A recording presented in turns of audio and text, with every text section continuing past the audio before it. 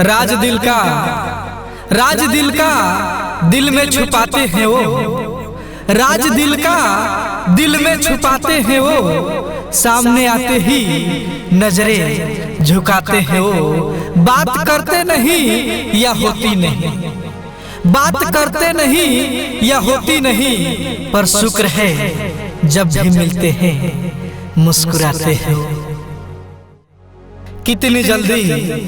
कितनी जल्दी मुलाकात गुजर जाती है, कितनी जल्दी मुलाकात गुजर जाती है, प्यास बुझती नहीं।